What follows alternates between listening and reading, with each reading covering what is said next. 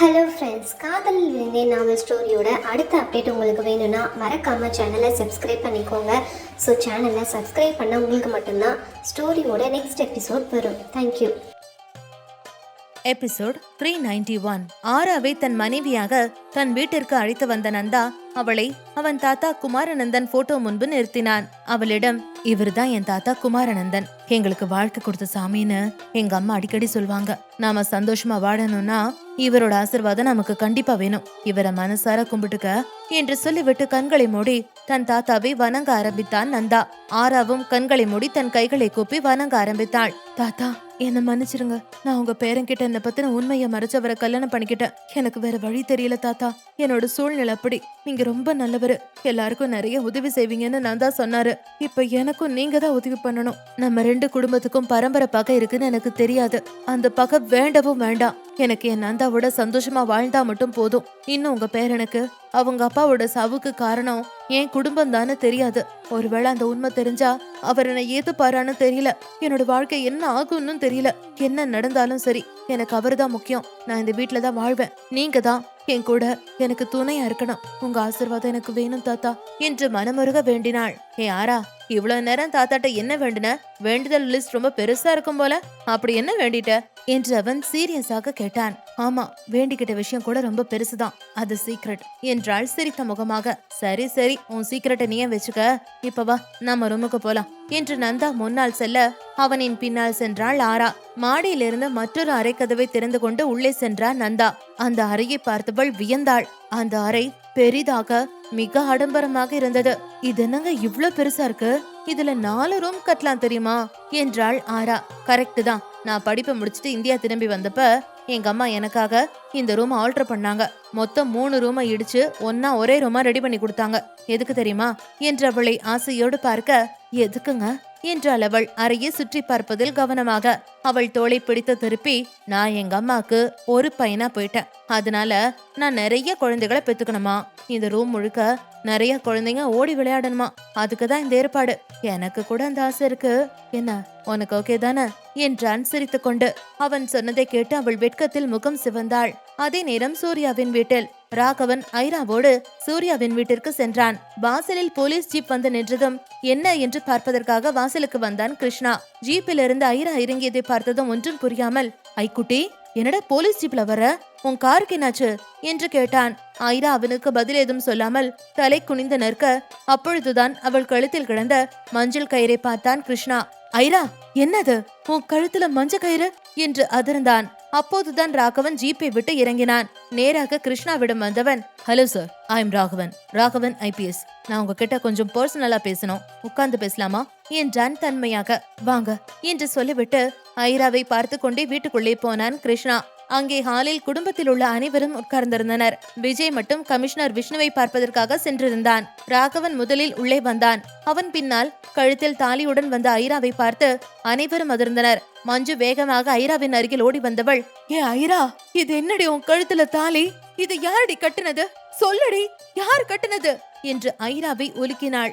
ஐரா பதில் ஏதும் சொல்லாமல் அமைதியாக நின்றாள், கண்ணில் கண்ணீரோடு. ஏண்டி அமைதியா நிக்கிற? அடி பாவி, உன்னை செல்லம் கொடுத்து வளர்த்ததுக்கு இப்படி எங்க மானத்தை வாங்கிட்டியே. என் பொண்ணு தப்பு பண்ண மாட்டான்னு நம்பிக்கையோடு இருந்தமே, எங்க மூஞ்சில் இப்படி கறி அள்ளி பூசிட்டியே என்று சொல்லிக்கொண்டே ஐராவின் கன்னத்தில் பளார் என்று ஒரு அறை விட்டாள்.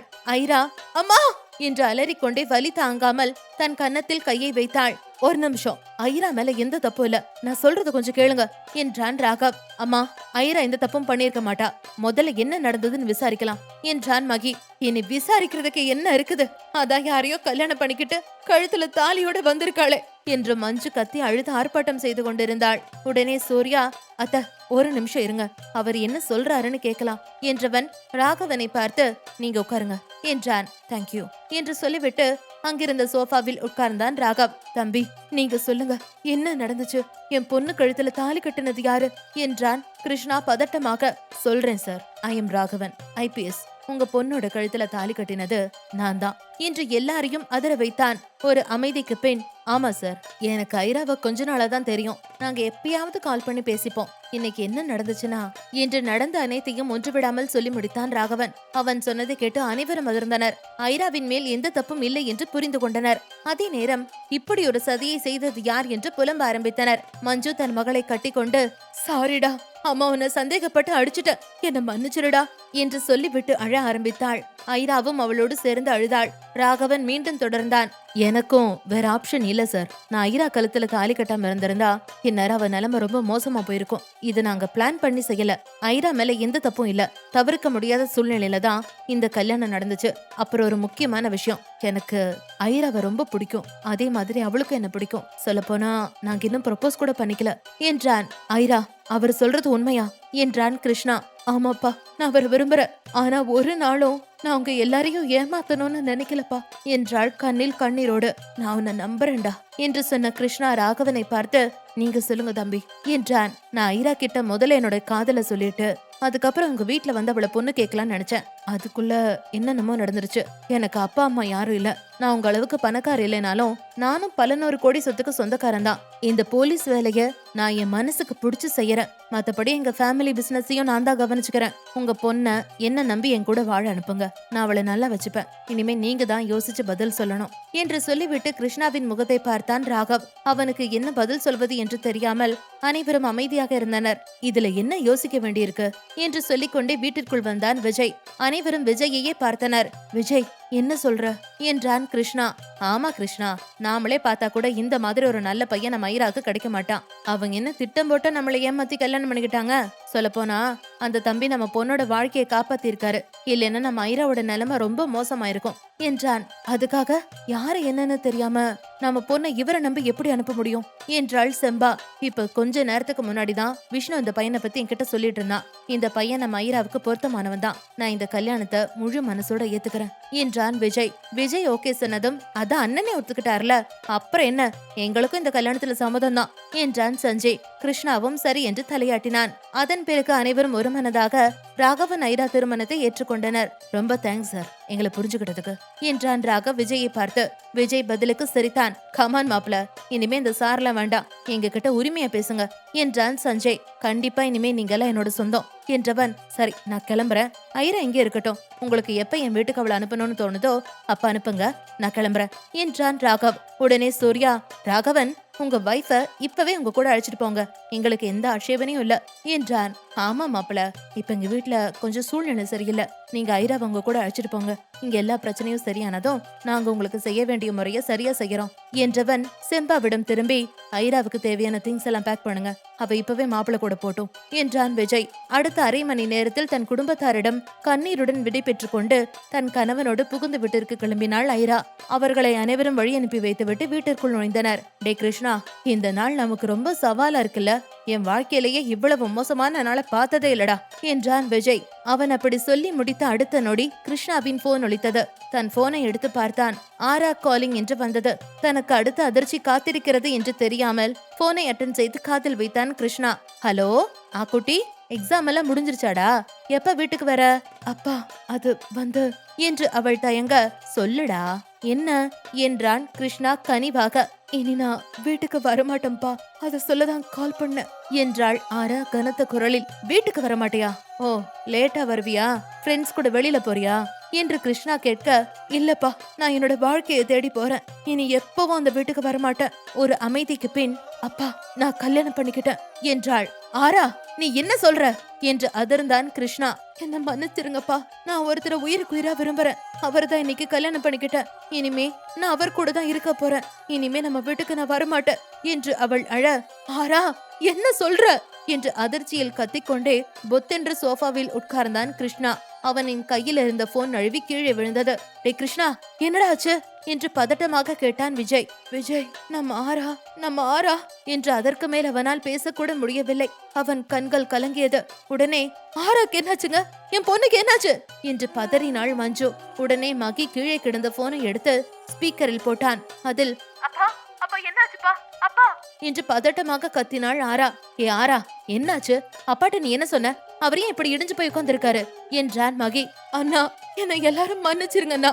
நான் நம்ம வீட்டை விட்டு வந்துட்டேன். நான் ஒருத்தரை விரும்பினேன். இன்னைக்கு அவரை நான் கல்யாணமும் பண்ணிக்கிட்டேன் என்றாள் அவள் குற்ற உணர்ச்சியுடன். அவள் சொன்னதை கேட்டு அனைவரும் அதிர்ந்தனர். நீ என்ன சொல்ற என்று பதறினான் மகி. ஆமாண்ணா, நான் காதலிச்சவரையே நான் கல்யாணம் பண்ணிக்கிட்டேன். இனிமே எனக்கு அவர்தான் எல்லாம். இனி என்னோட வாழ்க்கைய நான் பாத்துக்கிறேன். என்னை பத்தி நீங்க யாரும் கவலைப்பட வேண்டாம். என்னை இதோட மறந்துருங்க. என் வாழ்க்கைய நான் எனக்கு பிடிச்சவரோட வாழ வந்துட்டேன் என்று உடைந்து அழுதாள் ஆரா. என்னடி சொல்ற?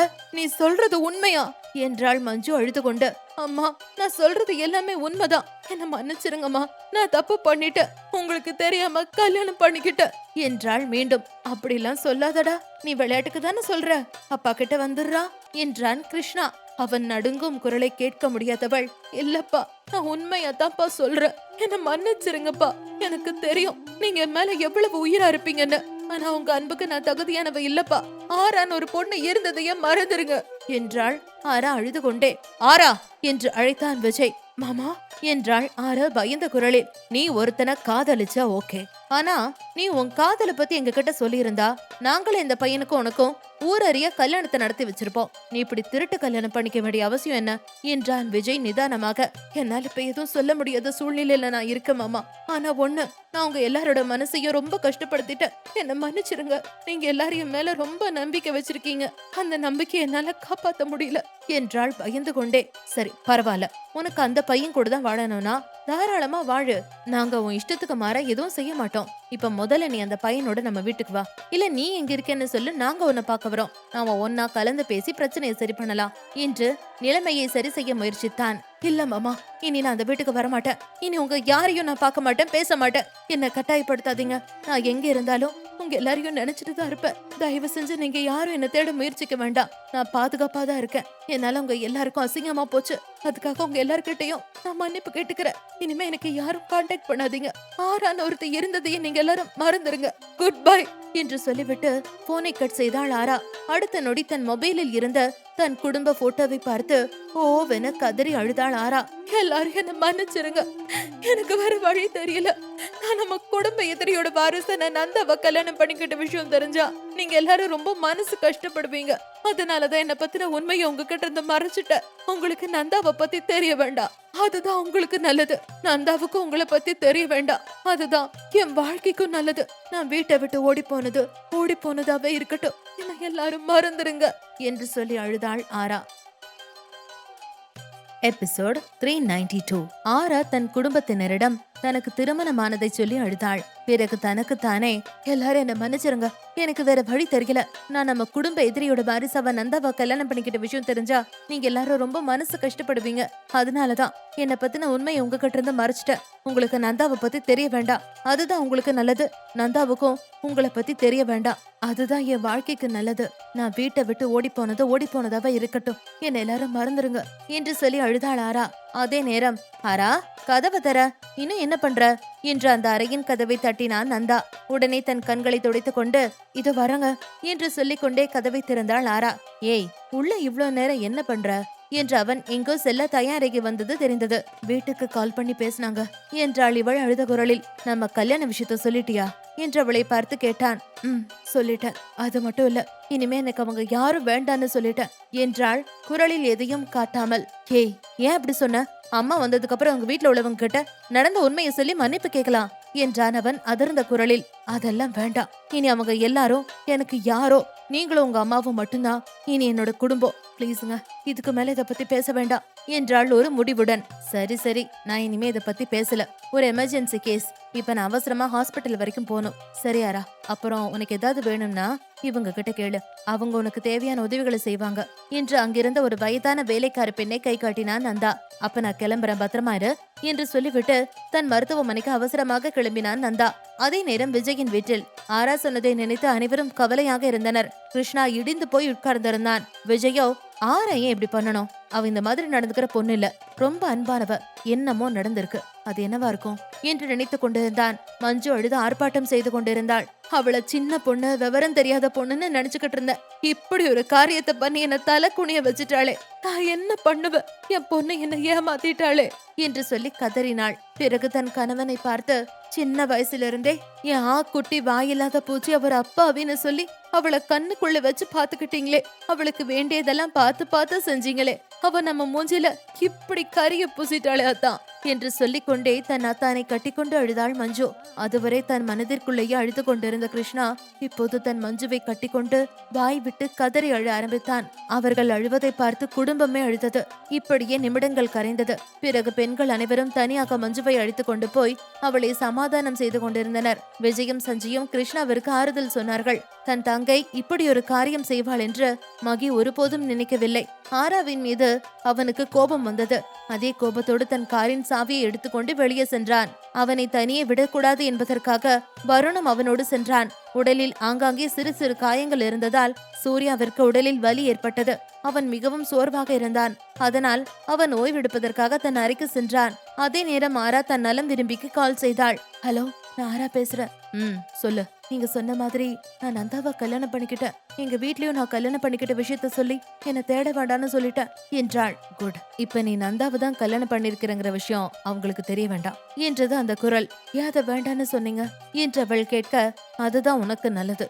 அது மட்டும் இல்ல, ஏற்கனவே உங்க வீட்ல பல பிரச்சனை போயிட்டு இருக்கு என்று சொன்னது அந்த குரல். பிரச்சனையா? என்னாச்சு? யாருக்கு என்னாச்சு என்று ஆரா கேட்க, ஏய் ரிலாக்ஸ், யாருக்கு எதுவும் ஆகல. ஐராக்கு எனக்கு மேரேஜ் ஆயிடுச்சு. அது ஒரு ஆக்சிடென்ட் மேரேஜ் என்று நடந்த அனைத்தையும் சொன்னாள் ஆராவின் நலம் விரும்பி. அது மட்டும் இல்ல, உங்க ஆவடி ஃபேக்டரியில பாம் பிளாஸ்ட் ஆயிடுச்சு என்றது அந்த குரல். ஐயோ, பாம் பிளாஸ்டா?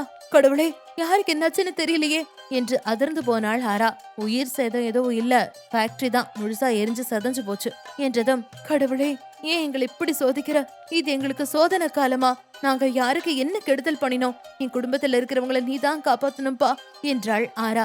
சரி சரி, நீ இதெல்லாம் நினைச்சு மனச குழப்பிக்காத. ஐரா லைஃப் இப்ப சேஃபா இருக்கு. உங்க வீட்ல அவ மேரேஜ் ஒத்துக்கிட்டாங்க. இனி நீ உன் வாழ்க்கைய பாரு. இனிமேதான் நீ ரொம்ப ஜாக்கிரதையா இருக்கணும். நந்தாவுக்கு எந்த நிமிஷம் வேணா உன்னை பத்தின உண்மை தெரியலாம். உண்மை தெரிஞ்சதுக்கு அப்புறம் அவன் கிட்ட நடந்துக்கிற விதமும் மாறலாம். அவனை சமாளிச்சிருவியா? உனக்கு அதுக்கான தைரியம் இருக்கா என்று கேட்டாள். என்ன நடந்தாலும் சரி, இது என்னோட வாழ்க்கை. நான் தான் அதை பாதுகாக்கணும். என்னால என்ன கஷ்டம் வந்தாலும் அதை சமாளிச்சுக்க முடியும் என்றாள் ஒரு தெளிவுடன். குட். அந்த கான்பிடென்ட் உனக்கு இருந்தா போதும். சந்தோஷமா இரு. இதோட என்னோட வேலை முடிஞ்சது என்று அந்த குரல் சொன்னதும், சிஸ்டர் நீங்க யாரு சிஸ்டர்? எனக்கு உங்களுக்கு என்ன சம்பந்தம்? நான் நல்லா இருக்கணும்னு நீங்க என்ன நினைக்கிறீங்க என்று ஆரா ஆர்வம் தாங்காமல் கேட்டாள். சாரி, அதை இப்போதைக்கு என்னால சொல்ல முடியாது. ஆனா கூடிய சீக்கிரம் நானே உன்னை நேர்ல பார்த்து சொல்றேன். உன்னோட கேள்விகளுக்கான பதில் உனக்கு கிடைக்கும். உனக்கு என்னோட திருமண வாழ்த்துக்கள். குட் பை என்றதும் அடுத்த நொடி போன் கட் ஆனது. அதே நேரம் தன் கணவனோடு புகுந்து வீட்டிற்கு சென்றாள் ஐரா. அந்த மிக பிரம்மாண்டமான வீட்டின் முன்பு ராகவனின் ஜீப் போய் நின்றது. ஜீப்பில் இருந்து இறங்கியவள் அந்த வீட்டை பார்த்ததும் அதிர்ந்தாள். அவளுக்கு தெரியாது ராகவன் இவ்வளவு பெரிய பணக்காரன் என்று. இது உங்க வீடா ராகவ்? நீங்க போலீஸ் வேலை தானே பாக்குறீங்க, அப்புறம் எப்படி இவ்வளவு பெரிய பங்களா என்றாள் ஆச்சரியமாக. ஹே, IPS ஆகணுங்கிறது என்னோட லட்சியம். அதுக்காக தான் இந்த வேலையை பாக்குறேன். உண்மையிலேயே நானும் பரம்பரை பணக்காரன் தான். இது எங்க தாத்தா காலத்து சொத்து. இந்த வீடு மட்டும் இல்ல, நமக்கு ஃபேக்டரி, காம்ப்ளெக்ஸ், ஷாப்பிங் மால்னு இன்னும் ஏகப்பட்ட சொத்து இருக்குது. இதுக்கு எல்லாத்துக்கும் நான் தான் ஒரே வாரிசு என்றான் அவன். பிறகு சிரித்து கொண்டே, நீ என்ன நினைச்ச? அவசரப்பட்டு ஒரு சாதாரண மாச சம்பளம் வாங்குற போலீஸ்காரனை கல்யாணம் பண்ணிக்கிட்டுமே வாழ்க்கையில ரொம்ப கஷ்டப்பட போறோம்னு நினைச்சிட்டு இருந்தியா என்றான். நான் அப்படி நினைக்கல. உங்களோட சாதாரண குடிசை வீட்டுல இருந்தாலும் நான் சந்தோஷமா தான் இருந்திருப்பேன். நீங்க எப்படி இருந்தாலும் நான் உங்களை விரும்புவேன். எனக்கு பணக்கார வாழ்க்கை தேவையில்லை. உங்களோட உண்மையான அன்பு மட்டும் கிடைச்சா போதும். நான் ரொம்ப ஹாப்பியா இருப்பேன் என்றாள் அவள் உறுதியாக. அவள் சொன்னதை கேட்டு சந்தோஷமானான் அவன். சரி, ஒரு நிமிஷம் இங்கே இரு என்று ஐராவை வாசலில் நிற்க வைத்துவிட்டு வீட்டிற்குள் சென்ற ராகவ் சில நிமிடங்களில் ஒரு தட்டில் ஆரத்தி கரைத்து எடுத்து கொண்டு வந்தான்.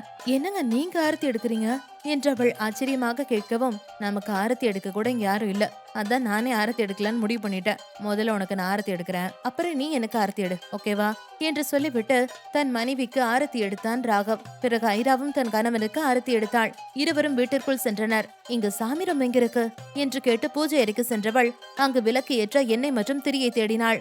என்ன தேடுற என்று அவன் கேட்க, இல்லங்க விளக்கு ஏத்தணும், அதான் எண்ணெயும் திரியையும் தேடுறேன் என்றாள் ஐரா. அதெல்லாம் இருக்காது, தோட்டத்துல பூ பறிச்சிட்டு வந்து போட்டோக்கு பூ வச்சு கும்பிடு, அது போதும் என்றான் ராகவ். சரி என்று சொல்லிவிட்டு தோட்டத்தில் இருந்து சில பூக்களை பறித்து வந்து சாமி போட்டோவிற்கு வைத்து சாமி கும்பிட்டாள் ஐரா. என்னங்க நீங்க சாமி கும்பிடலையா என்று ஐரா அவனை புரியாமல் பார்த்தாள். எனக்கு கடவுளை பிடிக்காது. நான் சின்ன வயசா இருக்கும்போதே அம்மா அப்பா சொந்த பந்தம் எல்லாரையும் என்கிட்ட இருந்து பறிச்சுக்கிட்டான். அந்த கடவுள் எனக்கு நல்லது செய்யாத அந்த கடவுளை நான் ஏன் நினைக்கணும்? உனக்கு வேணும்னா சாமி கும்பிடு, பட் என்ன ஃபோர்ஸ் பண்ணாத ப்ளீஸ் என்று அவன் சொல்லவும் அவனிடம் அதற்கு மேல் எதுவும் பேசாமல் அந்த வீட்டை நோட்டம் விட்டாள் ஆரா. மிக பிரம்மாண்டமாக விலை உயர்ந்த பொருட்களால் பகட்டோடு பளிச்சென்று மின்னியது அந்த பங்களா. அப்போது ஐரா, ஏங்க இவ்ளோ பெரிய வீட்ல நீங்க தனியா தான் இருக்கீங்களா என்று கேட்டாள்.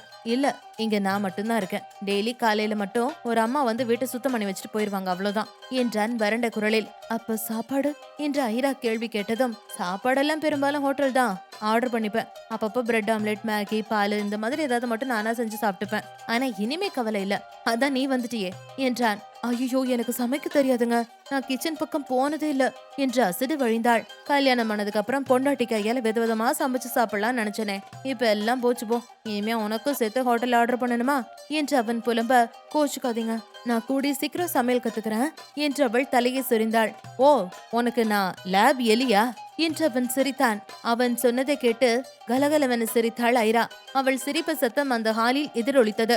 அதை உணர்ந்தவன், ஐரா, இன்னைக்குதான் இந்த வீடு சந்தோஷத்துல நிறைஞ்சிருக்கு என்றான் உற்சாகமாக. அப்போது ராகவின் போன் ஒலித்தது. அதை அட்டன் செய்து காதில் வைத்தான். அதில் சொன்ன செய்தியை கேட்டதும் அதிர்ச்சியில் அப்படியே நின்றான். தன் மனைவியுடன் பேசிக் கொண்டிருந்த ராகவின் போன் ஒலித்தது. அதை அட்டன் செய்து காதில் வைத்தான் அவன். ஹலோ சார், நான் இன்ஸ்பெக்டர் பேசுறேன் சார். எஸ் சார், நீங்க சொன்ன ஆளை கண்டுபிடிச்சாச்சு சார் என்றார் அவர். யார் அவன் என்று அவன் கேட்டான். அவன் சும்மா லோக்கலா திருட்டு பிக் பாக்கெட் இந்த மாதிரி கேஸ்ல அடிக்கடி ஜெயிலுக்கு போயிட்டு வரவன் சார். அவன் தான் உங்க ஜீப்ல இருந்து போன் எடுத்திருக்கான். மறுபடியும் காலையில உங்க போனை நம்ம ஸ்டேஷன் பார்க்கிங்ல அவன் தான் கொண்டு வந்து வச்சிருக்கான். நம்ம ஸ்டேஷன்ல உள்ள சிசிடிவில அவன் தெளிவா ரெக்கார்ட் ஆயிருக்கான். அதை வச்சு அவனை பிடிச்சாச்சு சார். அது மட்டும் இல்ல, அவன் தான் உங்க பேர்ல அந்த ஹோட்டல்ல ரூம் புக் பண்ணியிருக்கான். அந்த ரூமுக்குள்ள விழிஞ்சிருந்த 2 ஆளுகளும் அவனோட ஆளுகுதான். அவன் தானா இத பண்ணல சார். அவன் இந்த மாதிரி பண்ண சொல்லி இருக்காங்க. அதுக்காக அவனுக்கு 50,000 ரூபாய் பணம் கொடுத்திருக்காங்க என்றார் அவர். ஐ சி, அது யாருன்னு தெரியுமா என்று ராகவன் விசாரிக்க, அது வேற யாரும் இல்ல சார், அந்த RS குரூப் சூர்யா கூட அடிக்கடி பிரச்சனை பண்ணுவாளே அந்த அனு பொண்ணுதான் சார் என்றார் அவர். ஓ, அப்ப இது அவ வேலைதானா? ஓகே, நான் அவளை பாத்துக்கிறேன். அப்புறம் அந்த ராஸ்கலை சும்மா விட்டுறாதீங்க. நீங்க அடிக்கிற அடியில அவன் எழுந்து நடக்க பல மாசம் ஆகணும் என்று சொல்லிவிட்டு அண்டுதான் அன்அபிஷியலா செய்யணும் என்றான் சூசகமாக. தனது போனை கட் செய்தவன் தன் மனைவியை பார்த்து, ஐரா, எனக்கு ஒரு முக்கியமான வேலை இருக்கு, நான் இப்ப போயிட்டு கொஞ்ச நேரத்துல வந்துடுறேன். உனக்கு தனியா இருக்க பயம் ஒன்னும் இல்லையே என்றான். எனக்கு என்ன பயம் என்று அவள் தைரியமாக சொன்னாள். அவள் தைரியத்தை அவனும் அறிவான் அல்லவா? எனவே அதான பார்த்த, நீ ஒரு ஊரே வந்தா கூட சமாளிப்பியே என்றான் கிண்டலாக. அவன் கிண்டலை புரிந்து கொண்ட அவளும், அது உண்மைதான், ஆனா இனி உங்களை எப்படி சமாளிக்க போறேன்னு தான் தெரியல என்றாள் துடுக்காக. அதுவும் இன்னைக்கு நைட்டு தெரிஞ்சிரும் என்றான் ராகவன் சிரித்துக் கொண்டே. அவன் சொன்னதின் அர்த்தம் புரிந்ததும் ஐரா வெட்கத்தில் முகம் சிவந்தாள். தன் மனைவியின் வெட்கத்தை ரசித்தவன், எல்லா வக்கத்தையும் போய் வேஸ்ட் பண்ணிடாத, நைட்டுக்கு கொஞ்சம் மிச்சம் வெயி என்று சொல்லிவிட்டு அவள் கன்னத்தை செல்லமாக கிள்ளியவன், பாய்டி என்று சொல்லிவிட்டு வெளியே சென்றான். அவனுக்கு டாட்டா காட்டிவிட்டு கதவை பூட்டிக் கொண்டாள் ஐரா. அப்போது ராகவனுக்கு ஒரு கால் வந்தது. ஹலோ, யாரு என்றான் ராகவ். நான் யாருங்கிறது முக்கியம் இல்ல, இப்ப நான் உங்ககிட்ட ஒரு முக்கியமான விஷயம் பேசணும். மிஸ்டர் ராகவன் IPS, நான் சொல்ற இடத்துக்கு நீங்க வாங்க, நான் யாருன்னு உங்களுக்கே தெரியும் என்றது அந்த குரல். போலீஸ் அல்லவா? சற்றும் பயப்படாமல், நீ சொன்னதும் நான் உன்னை பார்க்க வரணும் என்று கேட்டான். அந்த குரலும் அசராமல், உங்க வாழ்க்கைய பத்தின ரகசியம் உங்களுக்கு தெரியணும்னா நீங்க என்ன பார்க்க வந்துதான் ஆகணும். உங்க குடும்பத்தை பத்தின ரகசியம் உங்களுக்கு தெரிய வேண்டாமா? உன் குடும்பத்தில் உள்ளவங்க இறப்புக்கு யார் காரணம்னு நீங்க தெரிஞ்சுக்க வேண்டாமா என்றது. என்ன சொல்ற என்றான் ஒரு நொடி அதிர்ந்து போய். நான் உங்ககிட்ட ஒரு உண்மையை சொல்லணும். எனக்கு உன் குடும்பத்தை பத்தின எல்லா விஷயமும் தெரியும். நான் சொல்ற இடத்துக்கு நீங்க என்ன பார்க்க வந்தா நான் உங்ககிட்ட எல்லா தகவலையும் சொல்லுவேன். அதுக்கப்புறம் உங்க விருப்பம் என்றது அந்த குரல் ஒரு முடிவுடன். சரி, நான் இங்க வரணும் என்றான் ராகவ். மேத்தா நகரில் உள்ள எவர்கிரீன் காஃபி ஷாப்புக்கு வாங்க, நான் உங்களுக்காக அங்க வெயிட் பண்ணிட்டு இருப்பேன் என்று சொல்லிவிட்டு அடுத்த நொடி போன் கட் ஆனது.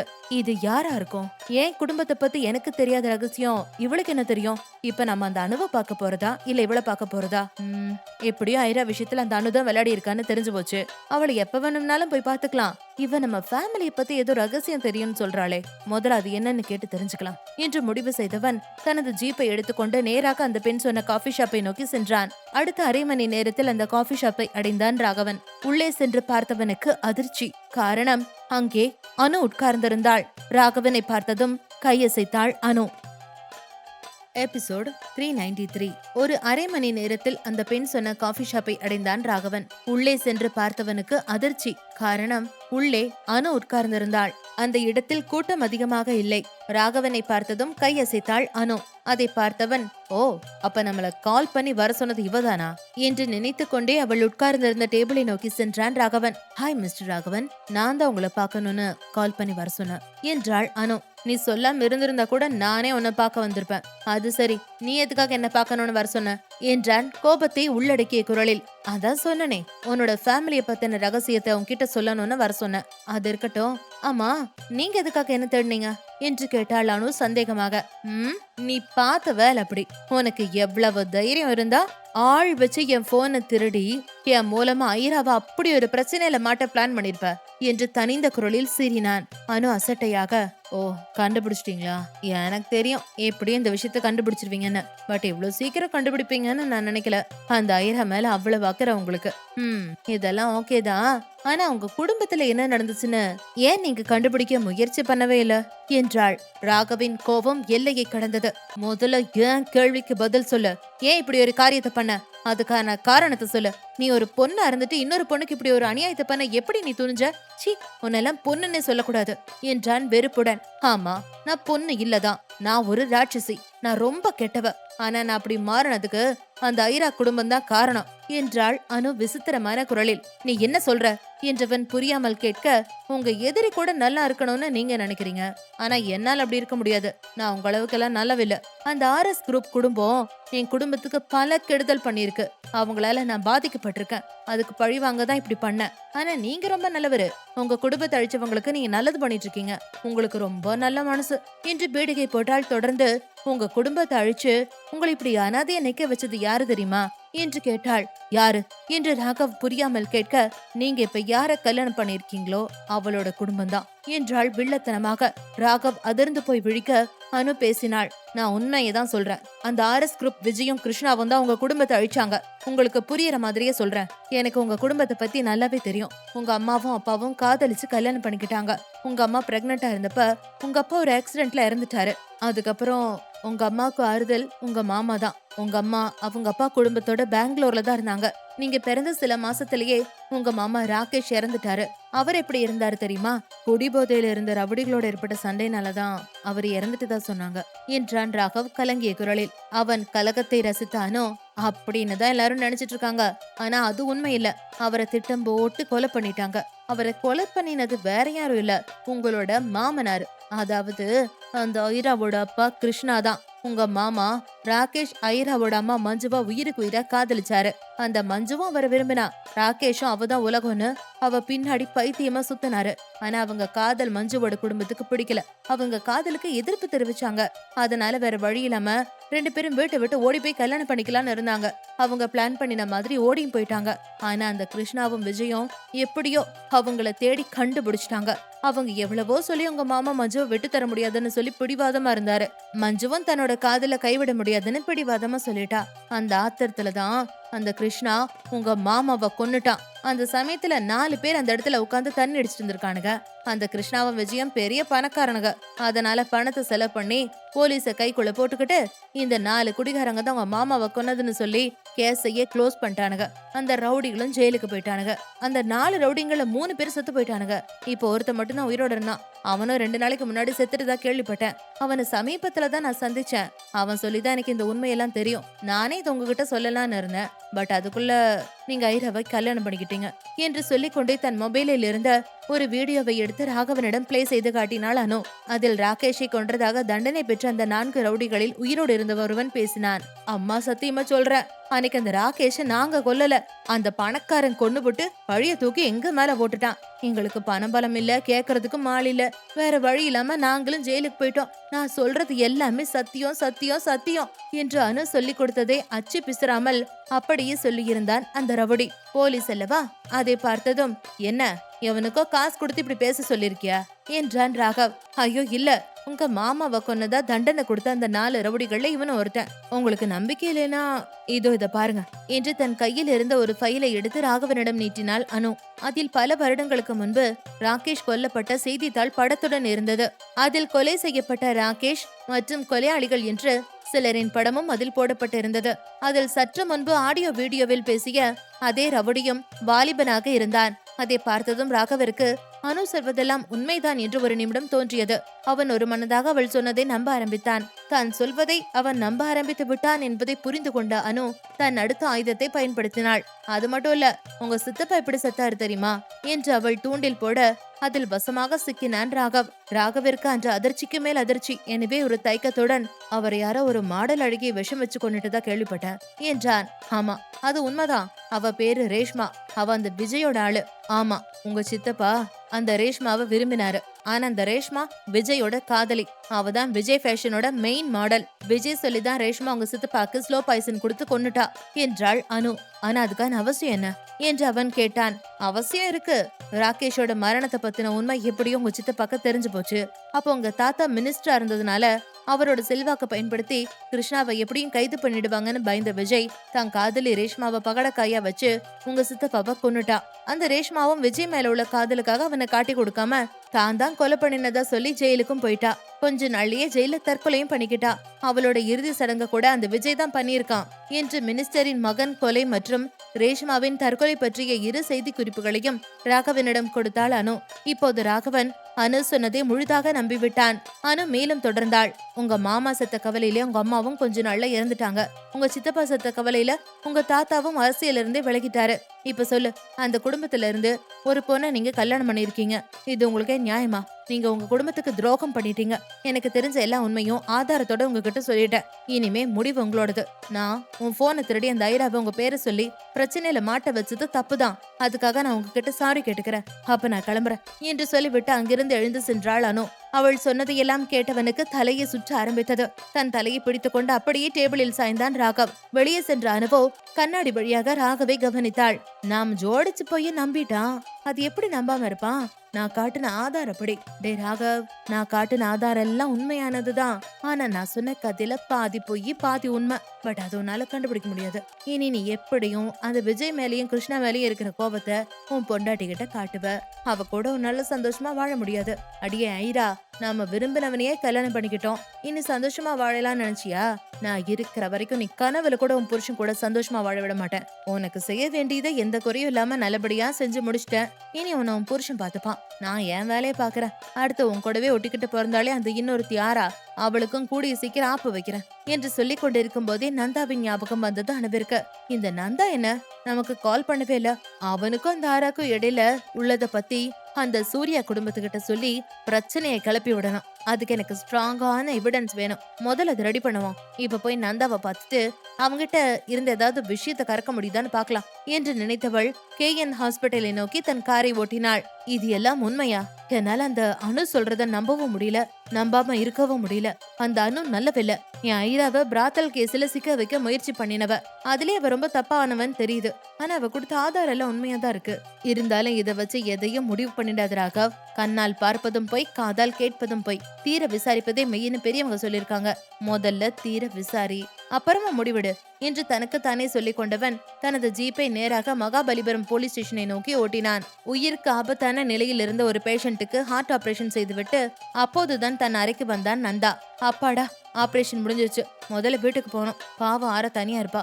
அவ ஏற்கனவே யாரு கூடயும் அதிகம் பேச மாட்டா. இதுல புது இடம் வேற. ஆனா ஒண்ணு, எனக்கு முன்னாடி எல்லாம் வீட்டுக்கு போகவே பிடிக்காது.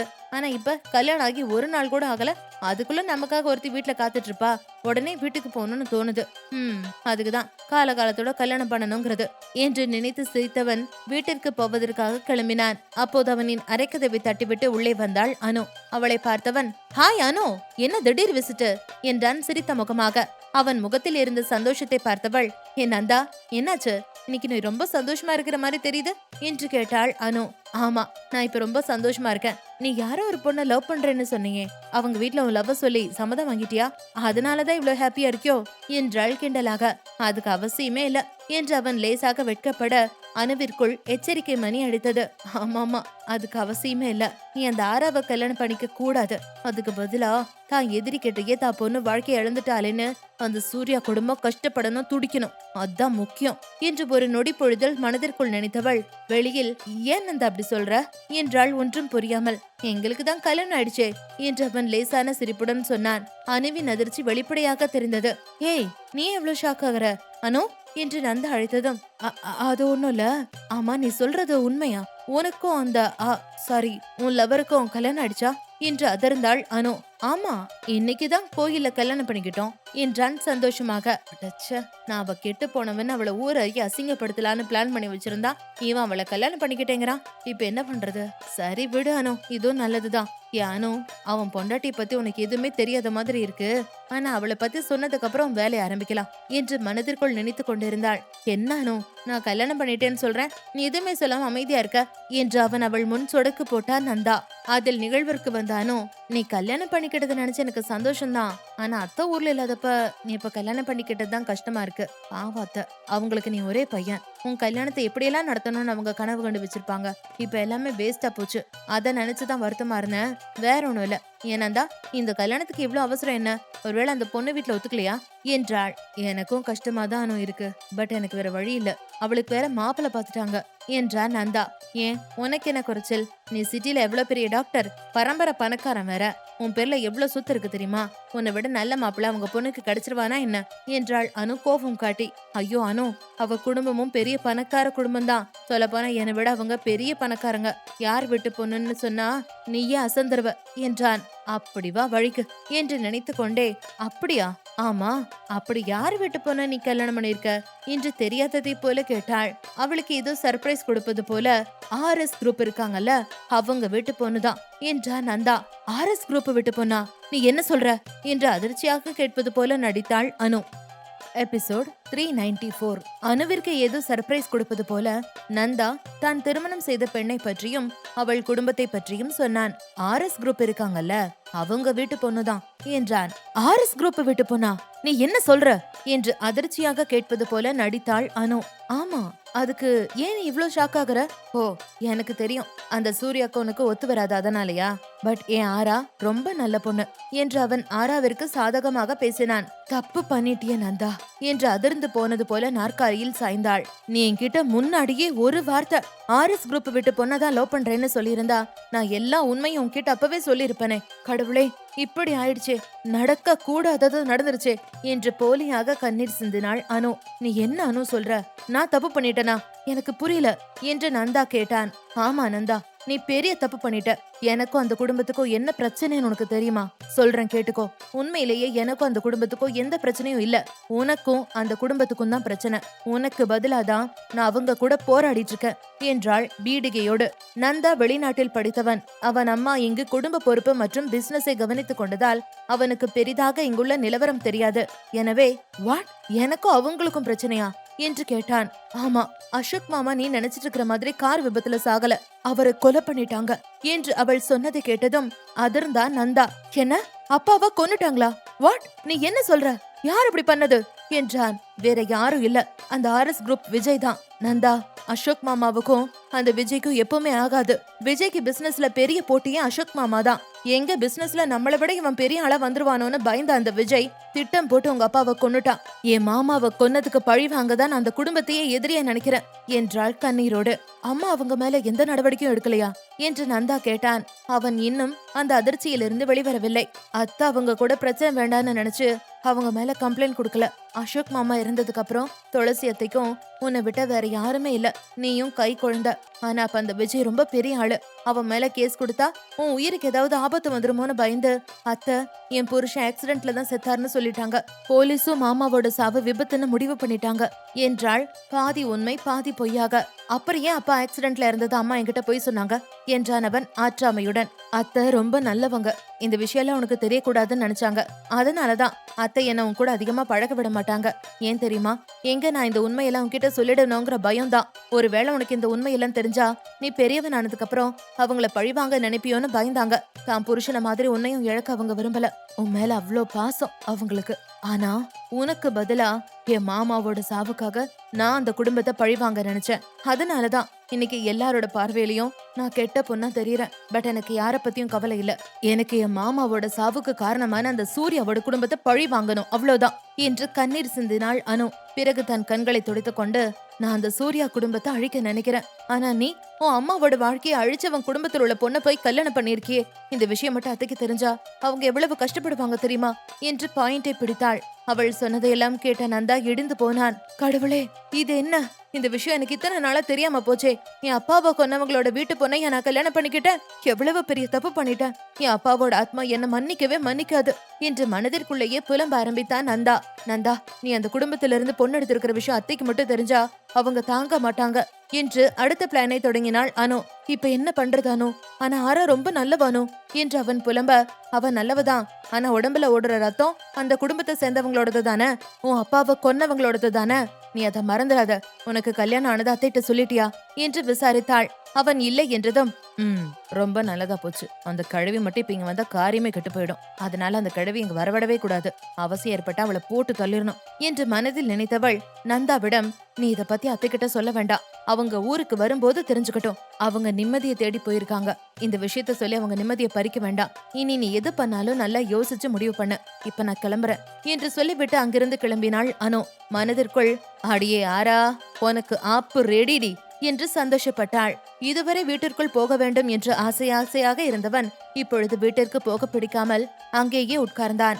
அதே நேரம் தன் பெட்டில் தூங்குவது போல கண்களை மூடி படுத்திருந்தான் சூர்யா. அவனுக்கு உடல் பயங்கரமாக வலித்தது. அதைவிட மனம் பல மடங்கு வலித்தது. ச்சே, இவ்வளவு கஷ்டப்பட்டும் கடைசியில ஃபேக்டரியை காப்பாத்த முடியாம போச்சே. பத்தாததுக்கு ஐரா பிரச்சனை வேற. நல்லவேளை ஐரா சேஃப் ஆயிட்டா. ஆனா அந்த ராகவன் ஃபேமிலி டீடைல்ஸ பத்தி கூடி சீக்கிரம் தெரிஞ்சுக்கணும். அதை விட முக்கியம், இப்படி ஒரு வேலையை செஞ்சது யாருன்னு முதல்ல கண்டுபிடிக்கணும். நமக்கு இந்த அளவுக்கு கெடுதல் நினைக்கிற ஒரே ஆள் அந்த அனுதான். கண்டிப்பா அவதான் இத பண்ணிருக்கணும். ஐரா விஷயத்துல ஓகே, பட் ஃபேக்டரியில பாம் வச்ச விஷயத்துல அவளால தனியா இதை செஞ்சிருக்க முடியாது. அவளுக்கு வேற யாரோ ஒரு பெரிய ஆளோட சப்போர்ட் இருக்கு. அது யாருன்னு கூடிய சீக்கிரம் கண்டுபிடிக்கணும் என்று நினைத்து கொண்டு படுத்திருந்தான். அப்போது திடீரென்று அவனின் மார்பு ஈரமாவதை உணர்ந்தான். கண்களை லேசாக திறந்து பார்த்தான்.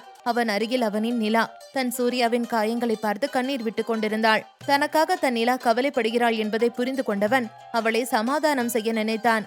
அப்போது நிலா சூர்யா தூங்கிக் கொண்டிருக்கிறான் என்று நினைத்து கொண்டு அவனின் மார்பில் இருந்த டாட்டூவில் இருந்த காயத்தை தன் மென்மையான விரல்களால் காதலோடு தடவியபடி பேச ஆரம்பித்தாள் நிலா. சூர்யா, என்ன மன்னிச்சிருங்க என்று அவள் சொன்னதும் அவளை சமாதானம் செய்ய நினைத்தவன், இவ எதுக்கு என்கிட்ட மன்னிப்பு கேக்குறா? இவ என்ன தப்பு பண்ணா? அவ மனசுல அப்படி என்னது ரகசியம் இருக்கு என்று நினைத்தவன் அது என்ன என்பதை அறிந்து கொள்ள நினைத்து மீண்டும் தன் கண்களை மூடி தூங்குவது போல படுத்துக் கொண்டான். நிலா மேலும் தொடர்ந்தாள். சூர்யா, உங்களுக்கு ஒரு விஷயம் தெரியுமா? நான் உங்களை பார்க்கணும்னு எத்தனை வருஷம் காத்துக்கிட்டு இருந்தேன் தெரியுமா? நான் சாவறதுக்குள்ள உங்களை ஒரு தடவையாவது பாத்துறணும்னு துடிச்சுக்கிட்டு இருந்தேன் தெரியுமா? ஆனா இப்ப ஏன் உங்களை பார்த்தோன்னு இருக்கு. நீங்க என் வாழ்க்கையில திரும்பி வராமே இருந்திருக்கலாம். உங்களால நான் முன்னாடி அனுபவிச்ச சித்திரவதையை விட இப்பதான் அதிகமா அனுபவிக்கிறேன். உங்களை ஏமாத்திட்டு இருக்கிறோங்கிற குற்ற உணர்ச்சியில நான் தினம் துடிச்சிட்டு இருக்கேன் சூர்யா. உங்களை பத்தின எல்லா விஷயத்தையும் நீங்க என்கிட்ட மறைக்காம சொல்லிட்டீங்க. நீங்க எனக்கு உண்மையா இருக்கீங்க. ஆனா நான் உங்களுக்கு உண்மையா இல்ல சூர்யா. உங்க காதலுக்கு நான் தகுதியானவ இல்ல. ஆனா ஒண்ணு சூர்யா, நான் உங்க மேல வச்சிருக்கிற காதல் உண்மையானது. உங்களுக்கான என்னோட அன்பு பரிசுத்தமானது. இன்னைக்கு நம்ம ஃபேக்டரி எரிஞ்சப்ப நீங்களும் அதுக்குள்ள இருக்கீங்கன்னு நான் பயந்துட்டேன். என் சூர்யா என்னை விட்டு போயிட்டாருன்னு நான் எப்படி துடிச்சேன் தெரியுமா? நான் அப்படியே உயிரோட செத்துட்டேன்டா. உன்னை உயிரோட பார்த்ததுக்கு அப்புறம் தான் எனக்கு உயிரே வந்துச்சு.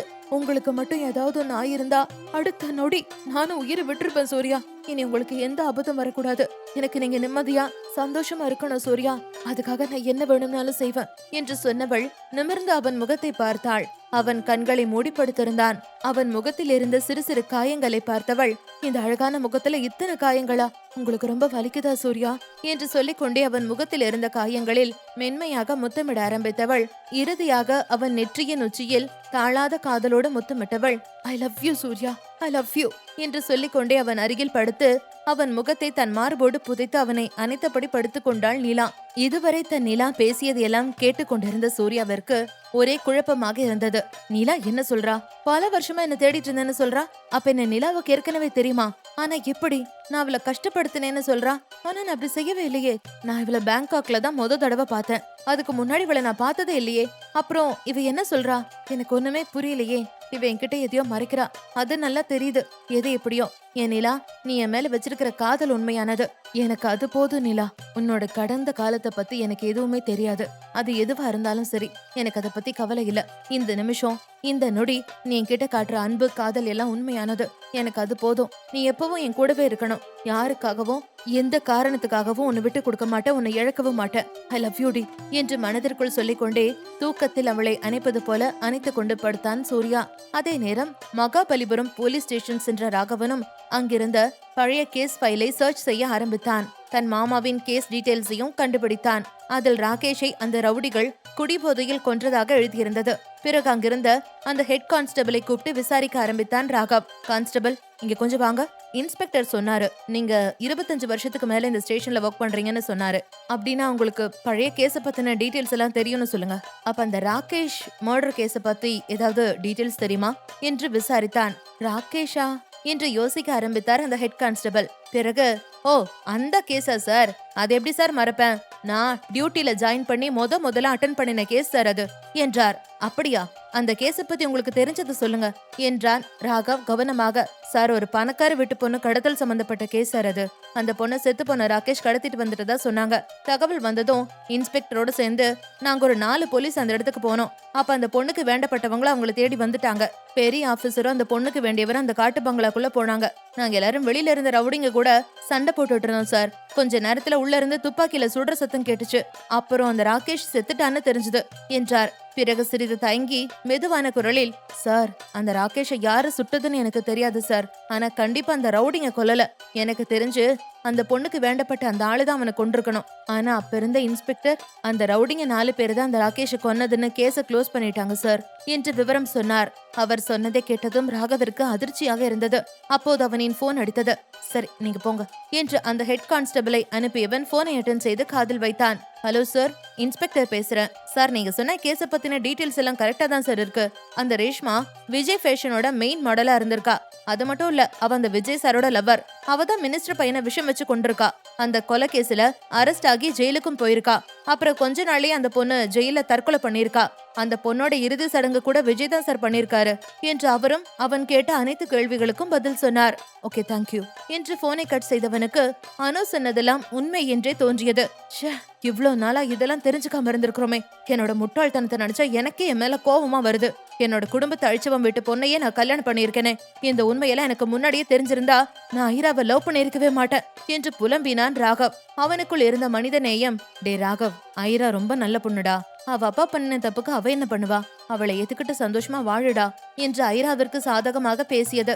அடுத்த நொடி அவனுக்குள் இருந்த மிருகம், டே ராகவ், அப்பா சொத்துல அவளுக்கு பங்கு இருக்கிறப்ப அவர் பண்ண தப்புல அவளுக்கும் பங்கு இருக்குதானே? என்ன இருந்தாலும் அவ உன் மாமாவை கொன்னவனோட பொண்ணு, நீ அத மறந்துடாத என்று அவனுக்கு அறிவுறுத்தியது. குடும்பம் முக்கியமா காதல் முக்கியமா என்று குழம்பி தவித்த ராகவ் இறுதியில் குடும்பம்தான் முக்கியம் என்ற முடிவுக்கு வந்தவன் தனது ஜீப்பை எடுத்துக்கொண்டு வீட்டிற்கு கிளம்பினான். அதே நேரம் நந்தாவும் தான் தவறு செய்து விட்டதாக குற்ற உணர்ச்சியில் துடித்தான். நான் தப்பு பண்ணிட்டேன். நான் அவ விரும்பி இருக்க கூடாது. அவகிட்ட நான் தப்பா நடந்துட்டு இருக்க கூடாது. நான் அவளை கல்யாணம் பண்ணிருக்க கூடாது. எல்லா தப்பும் என் மேலதான். அவ ரொம்ப நல்ல பொண்ணு. ஆனா என் அப்பாவை கொண்டவங்களோட குடும்பத்தை சேர்ந்த பொண்ணு.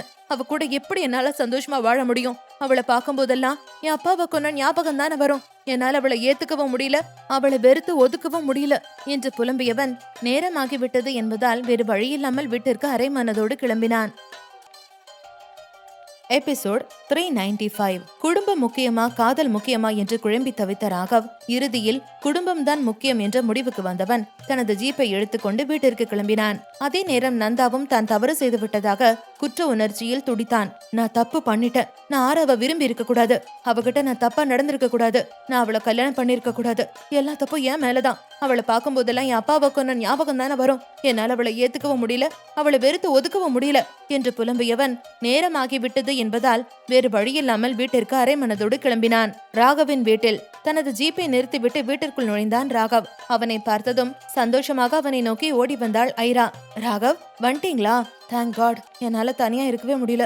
ரொம்ப போர் அடிச்சுது. நீங்க போனதுக்கு அப்புறம் எங்க வீட்டுல இருக்கிற எல்லார்கிட்டயும் மணிக்கணக்கா போன் பேசிட்டே இருந்தேன். கடைசியில போனே ஸ்விட்ச் ஆஃப் ஆயிருச்சு.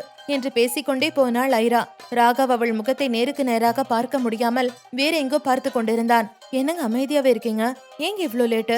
நான் ஏற்கனவே நமக்கு சாப்பாடு ஆர்டர் பண்ணிட்டேன். உங்களுக்காக தான் இவ்வளவு நேரமா வெயிட் பண்ணினேன். எனக்கு ரொம்ப பசிக்குது. சரி வாங்க சாப்பிடலாம் என்று அவனை அழைக்க, எனக்கு வேண்டாம், எனக்கு பசியில என்று சொல்லிவிட்டு வேகமாக தன் அறைக்கு சென்றான் ராகவ். என்னாச்சு இவருக்கு?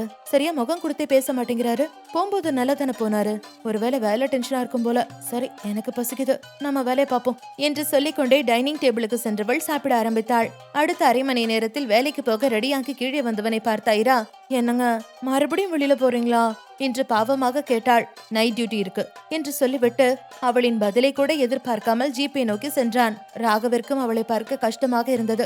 கல்யாணமான முதல் நாளே தன் ஐராவை தனியாக தவிக்க விடுவது அவனுக்கு கஷ்டமாக இருந்தது. இருந்தாலும் அவளை விட்டு தள்ளி இருக்க வேண்டும் என்பதற்காக தனக்கு விருப்பமில்லாத நைட் டியூட்டியை இன்று விரும்பியே செய்ய புறப்பட்டான். அதே நேரம் நந்தாவின் வீட்டில் இரவு தாமதமாக வீட்டிற்குள் நுழைந்தான் நந்தா. அவனை பார்த்ததும் சிறு குழந்தை போல அவனிடம் ஓடி வந்தாள் ஆரா. ஏங்க டயர்டா இருக்கீங்க? ரொம்ப வேலையா? சரி ஃப்ரெஷ் ஆயிட்டு வாங்க, சாப்பிடலாம் என்றாள் ஆர்வமாக. இல்ல நான் வெளியில சாப்பிட்டேன், எனக்கு தூக்கம் வருது என்று சொல்லிவிட்டு தன் அறைக்கு போனான் நந்தா. என்னாச்சு இவருக்கு? என்கிட்ட சரியா பேச மாட்டேன்றாரு என்று மனதில் நினைத்தபடி தன் கணவனையே பார்த்து கொண்டு நின்றிருந்தாள் ஆரா. அதே நேரம் நந்தாவோ, எனக்கு தெரிஞ்ச உண்மையெல்லாம் ஆராக்கு தெரியுமா தெரியாதா? அவ ஏன் கல்யாணத்துக்கு இவ்வளவு அவசரப்பட்டா? இதுல ஏதோ விஷயம் இருக்கு. காலையில முதல் வேலையா அவகிட்ட இதை பத்தி கேட்டு தெரிஞ்சுக்கணும் என்று நினைத்து கொண்டு படுத்திருந்தவன் தன் மனைவி அறைக்குள் வரும் சத்தம் கேட்டதும் தூங்குவது போல கண்களை மூடிக்கொண்டான். என்னங்க என்னங்க என்று தன் கணவனை அழைத்தாள் ஆரா. நந்தாவிடம் எந்த அசைவும் இல்லை. அவன் அருகில் வந்தவள் அவன் தூங்குவதை பார்த்து, தூங்கிட்டாரா? பாவம் ரொம்ப டயர்டா இருக்காரு போல என்று முணுமுணுத்தவள் தன் கணவனின் தலையை பாசமாக வருடி கொடுத்தாள். சூர்யாவின் வீட்டில் காலை பொழுது அழகாய் விடிய நேரத்தோடு எழுந்த நிலா குளித்து முடித்து சுத்தமாகிவிட்டு கிச்சனுக்கு சென்றாள். கிச்சனில் கேஸை பற்ற வைத்து காஃபி போடுவதற்காக பாத்திரத்தில் பாலை ஊற்றி வைத்தாள். பால் கொதித்ததும் முகிலுக்கு ஒரு டம்ளர் பாலை ஊற்றி வைத்துவிட்டு மீதி இருந்த பாலில் அனைவருக்கும் காஃபி போட்டு அதை பிளாஸ்கில் ஊற்றி டைனிங் டேபிளில் வைத்தவள் தனக்கு ஒரு கப்பில் காஃபியை ஊற்றிக்கொண்டு டைனிங் சேரில் குடிக்க உட்கார்ந்தாள். ஆனால் அவளுக்கு அதை குடிக்க பிடிக்கவில்லை. வழக்கமாக இந்த நேரத்தில் செம்பா உட்பட வீட்டில் உள்ள அனைத்து பெண்களும் டைனிங்கில் காஃபி கப்புடன் ஆஜராகி இருப்பார்கள். பேச்சு சத்தமும் சிரிப்பு சத்தமும் அந்த இடத்தையே குதூகலமாக்கி இருக்கும். ஆனால் இன்று அங்கு யாருமே இல்லை. வீடு முழுவதும் ஒரே அமைதி. வீடே கலை இழந்து போயிருந்தது. அதை பார்த்ததும் நிலாவிற்கு மனதில் கவலையாக இருந்தது. அதற்கு மேல் அங்கு இருக்க பிடிக்காமல் தன்னருகே சென்று விட்டாள். அதே நேரம் தூக்கம் கலைந்து எழுந்த சூர்யா குளித்து முடித்து இடுப்பில் துண்டுடன் வந்தவன் கண்ணாடியின் முன்பு நின்று தன் உடலில் இருந்த கீறல்களையும் சிறு சிறு காயங்களையும் பார்வையிட்டான். சே, இன்னும் கொஞ்சம் தூரம் தள்ளி போயிருந்தா என் மேல இந்த காயம் கூட வந்திருக்காது. பாம் வெடிச்ச எஃபெக்ட்ல அங்க இருந்த பொருள் எல்லாம் எவ்வளவு தூரம் பறந்துச்சு. ரொம்ப பவர்ஃபுல் பாம் தான் என்று நினைத்து கொண்டிருக்கும் போதே அரை கதவு திறக்கும் சத்தம் கேட்டது. தன் மனைவிதான் வருகிறாள் என்பதை தெரிந்து கொண்டவன் வேண்டுமென்றே அவளை வம்பிழுக்க நினைத்தான். நிலா உள்ளே வரவும் ஆ என்று கத்தியபடி தன் உடலை நெளித்தான் அவன். அவனின் சத்தம் கேட்டு அவனின் அருகில் வந்தாள் நிலா.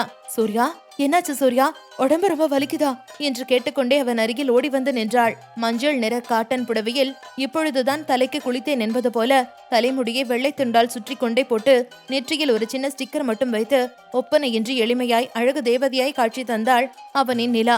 அவள் முகத்தில் இயற்கையாய் கொட்டி கிடந்த பேரழகும் அதில் செயற்கையாய் தன்னை பற்றி இருந்த கவலைகளும் அவனுக்கு மிகவும் பிடிக்கத்தான் செய்தது.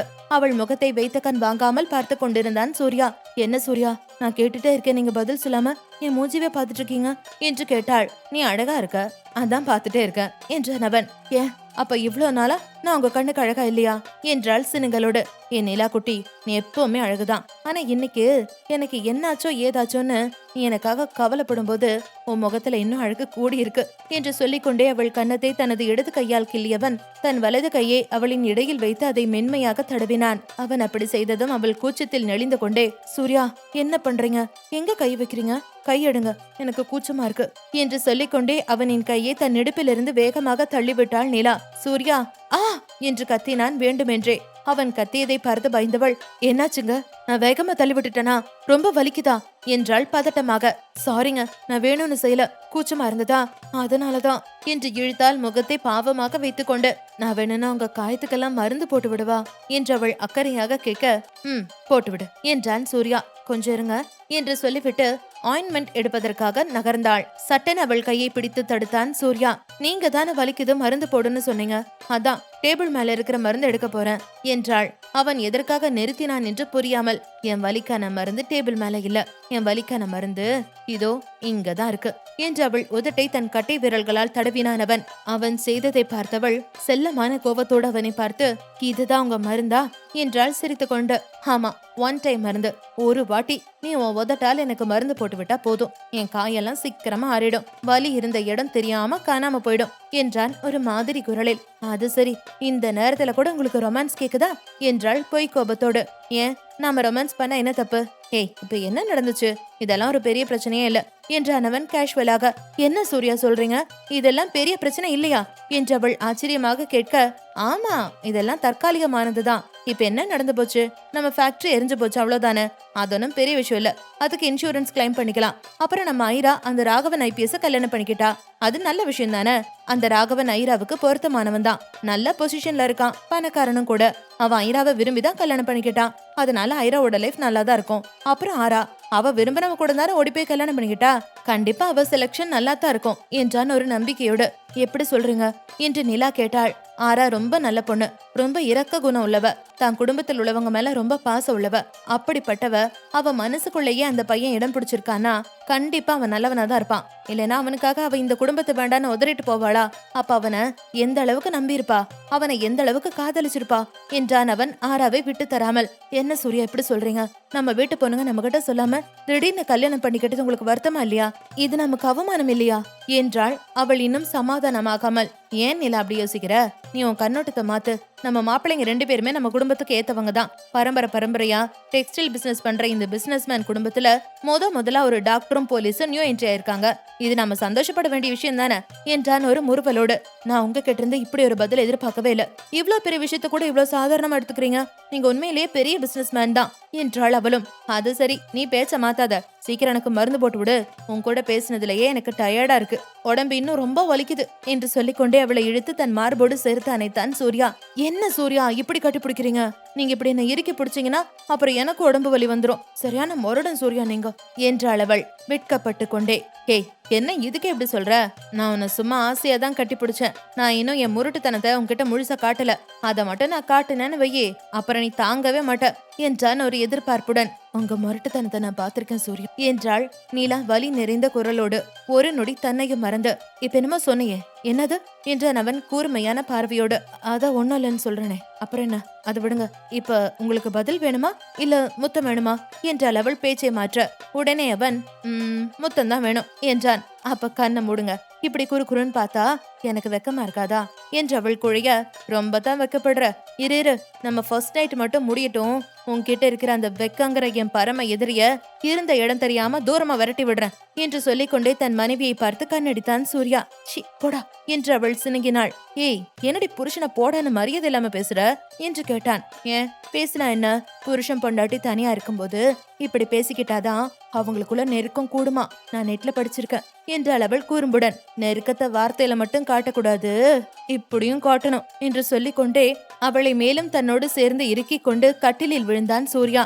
பெட்டில் சூர்யா கீழே கிடக்க அவன் மீது விழுந்து முழுவதுமாக படர்ந்திருந்தாள் அவனின் நிலா. அவளின் இடை அவனின் இடையோடு உரசி கொண்டிருந்தது. அவளின் அந்த ஸ்பரிசத்தை உணர்ந்தவனின் மனதில் காதல் கலந்த காம கனிரசம் பொங்கி வழிந்தது. அவன் கைகள் அவளை தன் உடலோடு சேர்த்து இன்னும் இறுக்கமாக அணைத்துக் கொண்டது. அவன் அழுத்தியதில் அவளின் பூவுடல் மொத்தமும் அவன் மீது அழுந்த அந்த ஸ்பரிசத்தை உணர்ந்தவனின் உடலில் காதல் பித்தம் தலைக்கு ஏறி அவனை நிலா பித்தனாக்கியது. அவன் கண்கள் காதல் மயக்கத்தில் சுருகியது. அவனின் உதடுகள் நிலா நிலா மை ஏஞ்சல் என்று பிதற்ற ஆரம்பித்தது. அதை பார்த்து வெட்கத்தில் முகம் சிவந்தவள், சூர்யா என்னாச்சு என்றால் குழைவாக ஒன்றும் புரியாதது போல. வேற லெவல் ஃபீல்ரி என்றான் மோக குரலில். என்ன ஃபீல் என்றாள் அவள் ஹஸ்கி வாய்ஸில். அது சொன்னா உனக்கு புரியாது, அனுபவிக்கிறதுதான் புரியும் என்றான் இன்னும் அந்த உணர்விலிருந்து வெளிவராமல். அப்படி என்ன சூர்யா அனுபவிக்கிற என்றாள் அவள் புரியாமல். அவள் காதில் அவன் என்ன அனுபவிக்கிறான் என்று முழுமையாக சொல்லி முடிப்பதற்குள் அவன் வாயை தன் கையால் பொத்தி அவனை முழுதாக சொல்லவிடாமல் தடுத்தவள் அவன் வாயை விடுத்து செல்லமாக அவனது கன்னம் கிள்ளி, ஷி போட பொறுக்கி, அசிங்கமா பேசாத என்று சினுங்கினாள். ஆமா, நான் பொறுக்கிதான். இப்பதான் எனக்கு அந்த பேரு சரியா இருக்கு. ஆனா பொண்டாட்டி கிட்ட பொறுக்கியா இருக்கிறது தப்பில்ல. Nila, my love, my dear angel என்று ஏதோ சொல்ல வந்தவன் அதற்கு மேல் பேச வார்த்தை வராமல் திணறினான். காரணம், அவன் மனைவிதான். அவன் பிதற்றிக் கொண்டிருந்ததை பார்த்தவள் அவனை மேலும் சூடாக்க எண்ணி அவன் மேல் படுத்திருந்தபடியே அவன் உடலோடு தன் உடலை உரசிக்கொண்டே அவன் மார்பு வரை இறங்கியவள் தன் மென்மையான கைகளை அவனின் உடலில் வலம் வர செய்தாள். அவள் உள்ளங்கை அவனின் மேனியை ஸ்பரிசித்துக் கொண்டிருந்தது. அந்த ஸ்பரிசம் சூர்யாவை என்னவோ செய்தது. பிறகு மெதுவாக அவன் மார்பை தழுவிய தன் கைகளை மேலே கொண்டு சென்று அவன் தோள்களை கடந்து அவன் கழுத்து வளைவில் ஊர்ந்து அவனின் பின்னந்தலையை அடைந்து அந்த முரடனின் மென்மையான முடிகளை வருட ஆரம்பித்தாள் அவள்.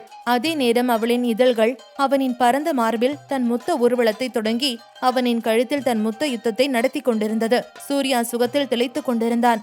எதிலும் பெண்ணுக்கு முன்னுரிமை கொடுப்பது எவ்வளவு நல்லது என்று உணர ஆரம்பித்தான். நிலாவின் காதல் கிறுக்கனான அவளின் சூர்யா அவனின் கழுத்தில் முத்தத்தை இல்லை யுத்தத்தை முடித்து மெதுவாக கீழே இறங்கி மீண்டும் அவன் மார்பில் முகம் புதைத்தவள் தன் கணவனை அழைத்தாள். சூர்யா, இப்ப எப்படி ஃபீல் ஆகுது என்றாள் மெல்லிய குரலில். முன்னாடி வேற ஃபீலு, இப்ப வேற ஃபீலு, அப்படியே என்ன கொல்றடி ராட்சசி என்றான் அவன் கிறக்கமாக.